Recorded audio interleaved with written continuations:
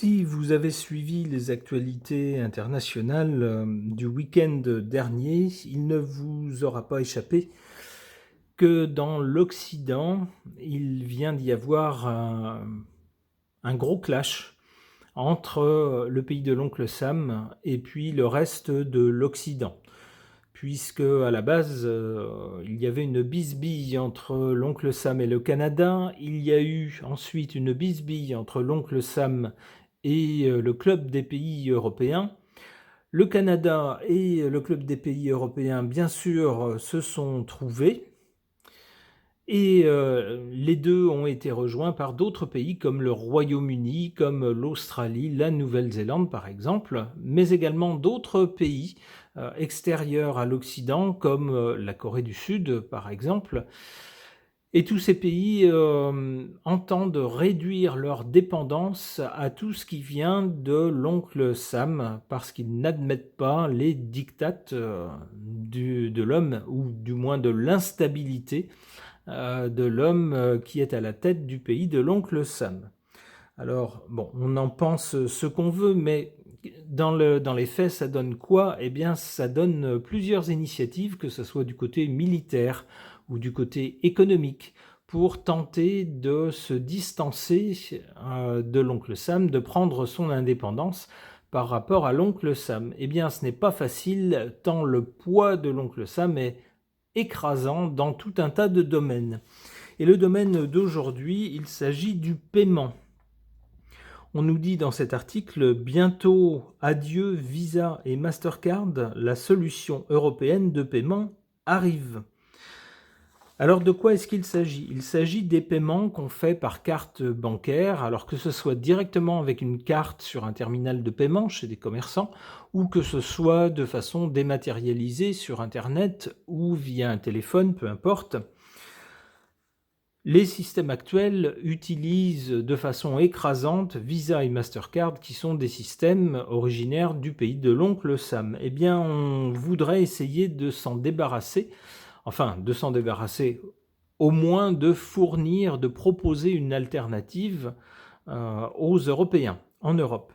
C'est ce qu'on nous dit avec cet article. On nous dit l'EPI et l'Alliance Européa, qui fait Europa, signe un accord majeur pour l'avenir du paiement en Europe, une alternative à Visa et Mastercard qui sert déjà 130 millions d'utilisateurs. On nous explique, parmi les nombreux services où l'Europe dépend des États-Unis, le secteur du paiement est sans doute l'un des plus sensibles.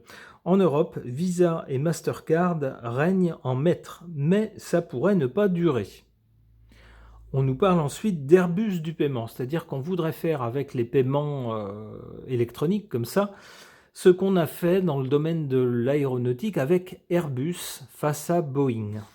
Alors, c'est une ambition, mais reste à traduire cela dans les faits. Alors, pour expliquer un peu les choses, on nous dit ce lundi 2 février, le pays que l'on connaît déjà pour Wero, W-E-R-O. Alors si vous avez tenté de faire des virements d'une personne à une autre, vous savez par exemple, vous avez fait un cadeau à plusieurs et puis vous vous dites, ah bah tiens, Martine nous a dit que ça faisait 10 € par personne ou 8 € par personne. Comment je peux faire? Eh bien, avec votre téléphone, si vous avez l'application bancaire de votre banque vous propose certainement le système Wero. Ce système vous permet de virer de l'argent directement à une autre personne dont le téléphone a la même application bancaire équipée de Wero. Eh bien, si vous faites ça, c'est très facile. Vous pouvez virer très rapidement de l'argent d'un compte à l'autre via votre téléphone. Voilà à quoi sert Wero, et Wero semble pouvoir servir également pour payer de petites sommes chez les commerçants, si j'ai correctement compris.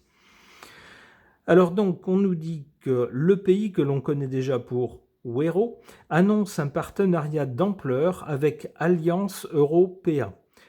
La traduction, ça veut dire quoi? Ça veut dire que Wero signe avec les principaux acteurs alternatifs en Italie, en Espagne, au Portugal et dans les pays nordiques pour créer une solution unique. C'est-à-dire qu'il existe dans tous ces pays de petits moyens comme ça mis en place pour faire des petits paiements. Et bien là on a l'ambition de tout unifier dans les pays d'Europe.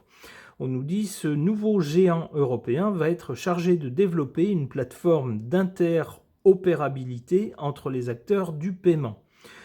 Tout cela devrait permettre à n'importe quel citoyen européen de payer en ligne ou en boutique, donc chez les commerçants, avec Wero, ou de faire des transferts d'argent entre particuliers. Cet accord, le consortium peut se targuer avec cet accord donc de toucher déjà 130 millions d'utilisateurs, ce qui évidemment peut simplifier la tâche pour convaincre les commerçants d'intégrer cette solution de paiement. Alors, est-ce que c'est pour dans 50 ans? Eh bien non, on nous dit que cette nouvelle plateforme européenne sera lancée dès cette première moitié de l'année 2026. En France, vu le succès du déploiement de Wero, qui existe déjà et que beaucoup de personnes utilisent, qui est déjà disponible dans de nombreuses banques, les choses devraient aller assez vite. L'arrivée chez les commerçants en ligne ou en boutique est prévue pour l'année 2027. Donc ça va être mis au point ce début d'année et on devrait pouvoir retrouver ça opérationnel début 2027. On nous dit qu'un nouveau logo sera proposé pour intégrer Wero et tous les systèmes prévus dans les autres pays. Ce sticker sera le même dans toute l'Europe et permettra de payer avec Wero, que vous soyez en France, en Espagne, en Norvège et dans les autres pays. C'est-à-dire que vous pourrez payer avec l'application de votre téléphone chez tous les commerçants dans divers pays d'Europe. Si le calendrier est bien suivi, on peut espérer, on nous parle d'espoir, que la mainmise de Visa et Mastercard sur nos paiements sera bientôt de l'histoire ancienne.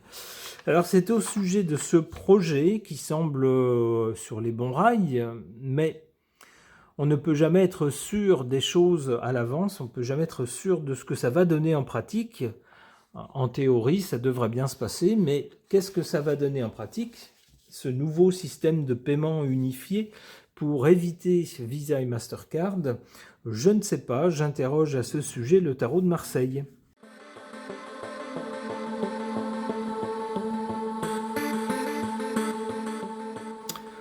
Bon, voilà un tirage assez parlant concernant le sujet. Qu'est-ce qu'on y voit? À l'origine de l'initiative actuelle, et puis donc dans un passé récent, on a cette carte de la justice qui nous parle d'institutions, mais aussi peut-être de tribunal, de choses, de lois, de choses judiciaires. Ben oui, si vous utilisez un système de paiement qui est originaire d'un certain pays, c'est-à-dire que Visa, Mastercard, ce sont des sociétés qui ont leur siège probablement au pays de l'oncle Sam. Et donc, si vous utilisez ces services, eh bien, vous tombez sous sans doute certaines lois, vous devez respecter certaines lois de ce pays. Ce qui peut être préjudiciable à vos affaires. Si, admettons, ce pays dit qu'il ne faut pas commercer avec tel pays, que ça devient interdit, ben si vous êtes dans un autre pays et que vous le faites en utilisant ce système de paiement, vous tombez sous le coup de la loi. Donc ça peut être très très embêtant. On peut imaginer que c'est l'une des raisons qui pousse à développer un système de paiement qui soit souverain concernant l'Europe et ne plus utiliser un système de paiement originaire du pays de l'oncle Sam. Alors pour le présent, on a vu avec l'article que je vous ai présenté qu'on a mis des choses sur les rails. On a compris comment il fallait faire, on a lancé les choses, on a un beau projet avec des échéances qui devraient être respectées. Donc avec la Lune, on peut rêver. Mais la Lune nous parle aussi d'illusion, de ne pas voir les choses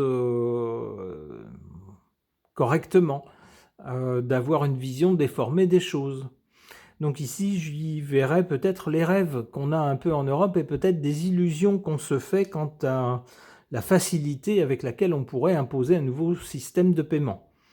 C'est peut-être un peu illusoire. D'ailleurs, la carte qui suit avec l'ermite, si elle ne nous dit pas que ça ne se fera pas, elle nous parle en revanche de difficultés et puis de temps. Ça pourrait prendre beaucoup plus de temps que ce qu'imaginent les gens qui ont mis sur pied ce nouveau système de paiement européen. Ça pourrait prendre beaucoup plus de temps et ça pourrait faire face à beaucoup plus de difficultés. Avec l'ermite, le chemin est long et compliqué. Cela dit, l'un des points positifs de l'ermite, c'est quand même qu'il apporte sa lumière, il apporte la vérité, c'est authentique. Donc sur le fond, la carte pourrait nous dire aussi, c'est pas que c'est une mauvaise idée, mais c'est que ça va être très compliqué et long.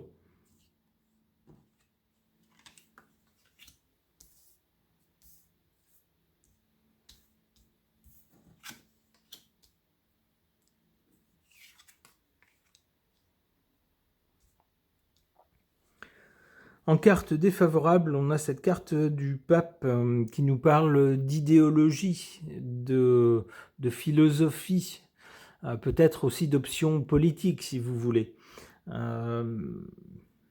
Ici, c'est ce qui est à l'origine de cette précipitation à vouloir mettre sur pied un nouveau système de paiement qui soit purement européen. C'est par idéologie et par biais politique. On se dit, oh là là, là le pays de l'oncle Sam il devient très coercitif, essaye de nous tordre le bras pour nous forcer à faire des choses, et plus ça va, pire c'est. Donc il est urgent de se dégager de son emprise en mettant au point nos propres systèmes de paiement. On voit donc que c'est par raison politique et idéologique. Ici, on nous dit, attention, il ne faut pas que ça soit basé sur ça, il faut que ça soit basé sur quelque chose de plus pratique. On peut pas imposer les choses par idéologie si d'un point de vue pratique, ça ne convient pas. C'est les utilisateurs qui vont décider si ils utilisent le nouveau système européen ou s'ils s'en tiennent à Visa et à Mastercard en se disant le nouveau système c'est trop compliqué, l'ancien système marche très bien, je ne vois pas pourquoi je changerais. C'est ce qui risque de plomber l'affaire. En carte favorable pour ce nouveau système de paiement européen, cette nouvelle initiative, on a l'amoureux. Cette carte nous parle de doute, d'hésitation devant un choix à faire et puis de consultation.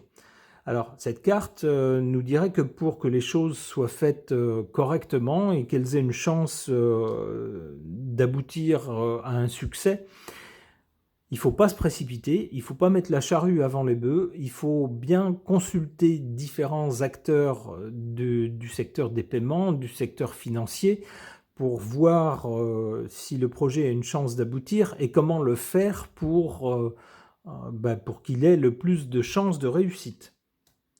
Il ne faut pas hésiter à consulter différentes personnes qui vont peut-être voir les choses différemment pour essayer de prévenir les obstacles potentiels et faire les choses correctement.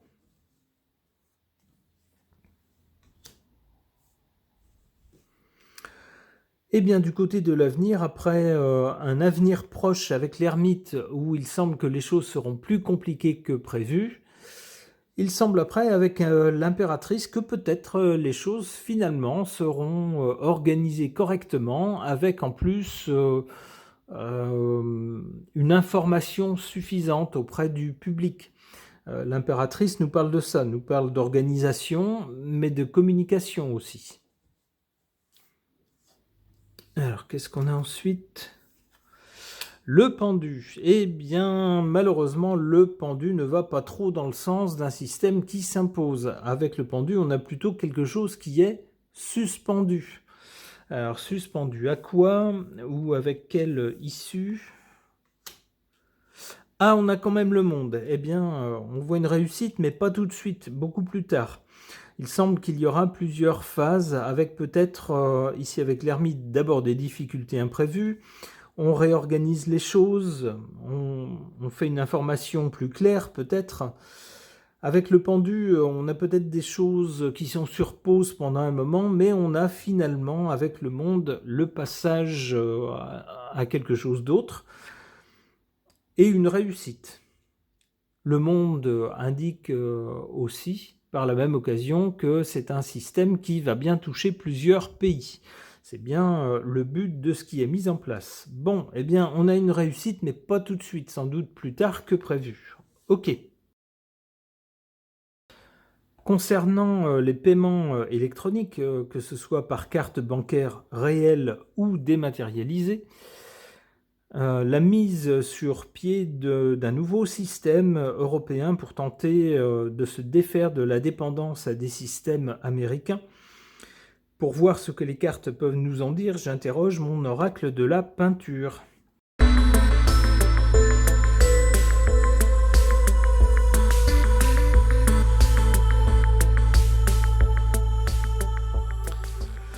Eh bien voilà un tirage qui n'est pas très gentil vis-à-vis de ce projet. Pourquoi? Qu'est-ce qu'on a? À la base du projet de système de paiement européen, on a cette carte du bateau à voile papillon, inspirée par un tableau de Salvador Dali. Alors ce qu'on y voit, c'est surtout une chimère, un rêve. On rêve. On rêve à quelque chose de presque impossible dans la réalité. La carte suivante, pour le présent, nous parle du tableau La route en Provence de Paul Cézanne. Alors ici, on y voit une image inspirée de ce tableau, qui nous parle donc de quoi? D'un chemin, d'une route à suivre, c'est-à-dire que la route est encore longue pour y arriver. On se place sur la route, on a démarré le véhicule, mais on n'est pas encore à destination. Il y a une route à suivre, avec peut-être des stops, des sens interdits, vous voyez, ce genre de choses, de péripéties sans doute sur la route. C'est-à-dire qu'il ne suffit pas de décider « je veux, je fais » et puis ça ne va pas être là demain matin. Il y a une route à suivre. Qu'est-ce qu'on a du côté de l'avenir? Eh bien, on a quelque chose de pas très gentil. On a le bouffon Calabacillas, inspiré d'un tableau de Velázquez, qui nous montre, comme le dit le tableau, un bouffon, une bouffonnerie. C'est-à-dire qu'on n'aurait pas quelque chose de très sérieux, en tout cas dans un avenir proche. Alors, comment comprendre cette carte? Ça voudrait nous dire que c'est pas demain matin que le nouveau système européen pourra sérieusement concurrencer de façon à éradiquer complètement les systèmes Visa et Mastercard. Pas tout de suite. Dans l'immédiat, c'est plutôt quelque chose de très mineur.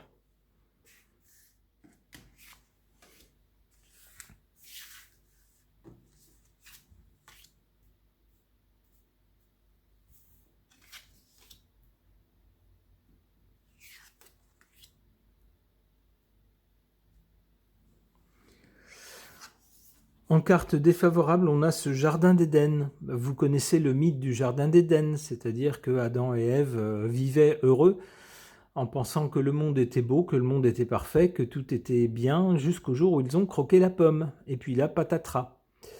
Chassés du jardin d'Éden. Et maintenant, vous allez devoir travailler, vous allez devoir vous débrouiller tout seul. C'est un peu ce qui se passe pour les Européens. Tant qu'ils étaient dans le giron de l'oncle Sam et qu'ils obéissaient, qu'ils faisaient tout ce que l'oncle Sam disait, eh bien pas de souci, on pouvait bénéficier de tout ce qui était inventé par l'oncle Sam, l'utiliser à loisir. Mais le jour où on se dit vous voulez pas qu'on fasse du commerce avec tel pays, pourquoi vous nous traînez devant les tribunaux? Nous, on n'a rien contre ces pays-là.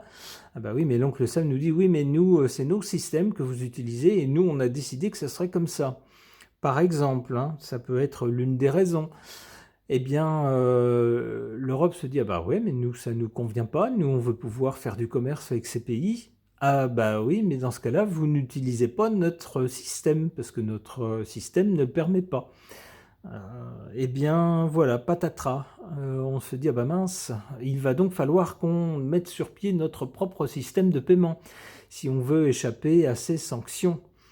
Eh bien voilà, on se retrouve en dehors du jardin d'Éden et ça devient tout de suite beaucoup plus compliqué.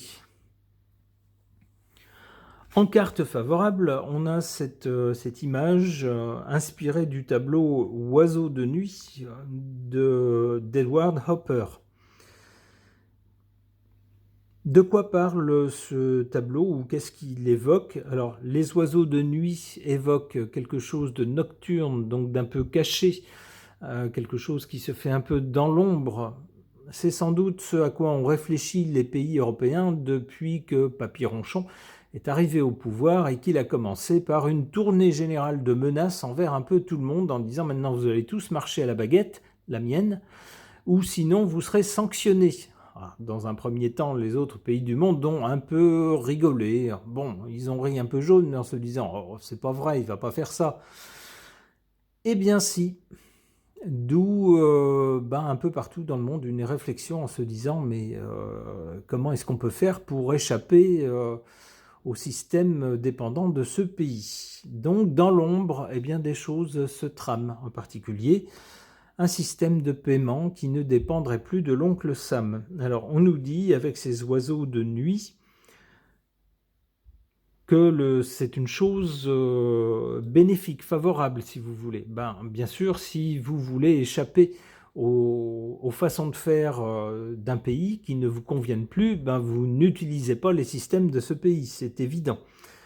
C'est ce qu'affirme, c'est comme ça que je le comprends en tout cas, cette carte des oiseaux de nuit dans cette position favorable. Donc, dans un premier temps, les choses se font un peu dans l'ombre, évidemment, pour ne pas susciter la colère de Papy Ronchon. Mais petit à petit, les choses apparaissent au grand jour, après avoir été plus ou moins élaborées sous le manteau ou de nuit, comme le suggère cette carte.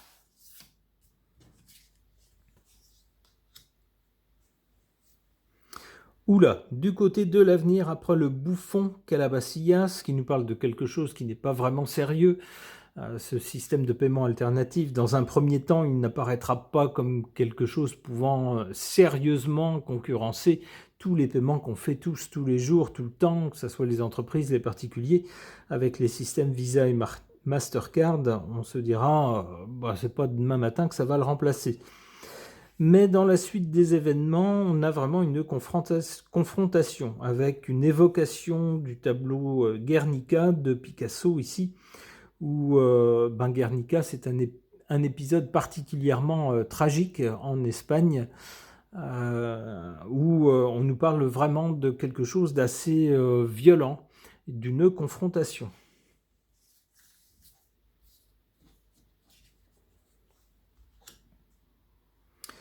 Et puis, mine de rien, plus tard, voilà une bonne carte qui nous parle de quoi?